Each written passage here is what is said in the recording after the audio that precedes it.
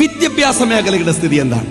അപ്പൊ ഞാൻ ഇവിടെ വരുമ്പോ നിങ്ങൾ ഈ ഏറ്റവും കൂടുതൽ മെമ്പർഷിപ്പ് ചേർത്ത MSFന്റെ ആ കുട്ടിയെ ഞാൻ നേരത്തെ കണ്ടപ്പോ ചോദിച്ചു, മോൻ എന്തിനാ പഠിക്കുന്നത്?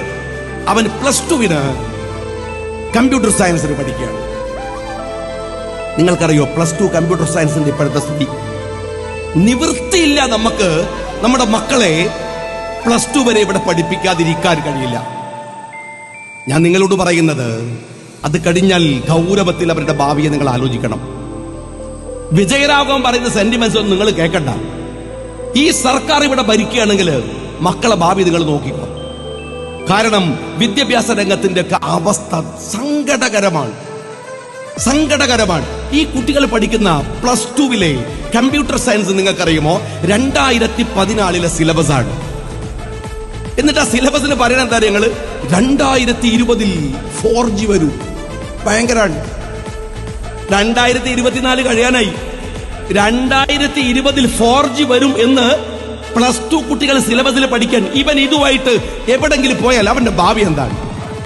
സ്നേഹമുള്ളവരെ, ഈ IT മേഖലയിൽ വരുന്ന മാറ്റം എത്രയാണെന്ന് അറിയോ? നിങ്ങൾ ഇടക്കിടക്ക് ഫോൺ എടുത്ത് നോക്കിയാൽ ആൻഡ്രോയിഡ് ആയാലും ആപ്പിൾ ആയാലും അതിനകത്ത് ഇടക്കിടക്ക് കാണാം സോഫ്റ്റ്വെയർ അപ്ഡേഷൻ ഇല്ലേ? എന്താ കാര്യം? ഇതിങ്ങനെ അപ്ഡേഷൻ നിരന്തരം നടന്നുകൊണ്ടിരിക്കുന്ന ഒരു മേഖലയാണ് IT. അവിടെയാണ് 2014 സിലബസും വെച്ച് ഈ സർക്കാർ ഒരക്കുന്നത്. ശിവൻകുട്ടിനോട് പറഞ്ഞിട്ട് വല്ല കാര്യമുണ്ട്? മൂപ്പരാണ് വിദ്യാഭ്യാസ മന്ത്രി. വിജയരാഘവന്റെ ഭാര്യയാണ് വേറൊരു വിദ്യാഭ്യാസ മന്ത്രി. അന്തംഗമ്മികൾ എന്ന് പറഞ്ഞാൽ സഖാക്കൾ എല്ലാം അന്തംഗമ്മികളാണ് എന്ന അഭിപ്രായമൊന്നും എനിക്കില്ല. പക്ഷെ ഒരു കാര്യമുണ്ട്, അന്തംഗമ്മികൾ എല്ലാം സഖാക്കളാണ്, അതുറപ്പാണ്.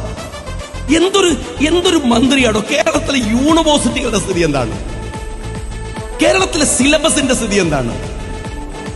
ഡിഗ്രി പരീക്ഷ കഴിഞ്ഞൊന്ന് PGക്ക് ചേരാൻ വേണ്ടി കാത്തിരിക്കുന്ന ആയിരക്കണക്കിന് കുട്ടികൾ കാലിക്കറ്റ് യൂണിവേഴ്സിറ്റിയിലുണ്ട്, അങ്ങ് MG യൂണിവേഴ്സിറ്റിയിലുണ്ട്, കേരളത്തിലെ എല്ലാ യൂണിവേഴ്സിറ്റി കൊടുക്കണില്ല. പരീക്ഷ സർട്ടിഫിക്കറ്റ് പ്രിന്റ് ചെയ്ത് കൊടുക്കാൻ യൂണിവേഴ്സിറ്റിയുടെ കയ്യിൽ പൈസ ഇല്ല എന്ന് പറഞ്ഞിട്ട് കുട്ടികളുടെ ഭാവി തുലക്കുക എന്ന് പറഞ്ഞാൽ ഇതെന്തു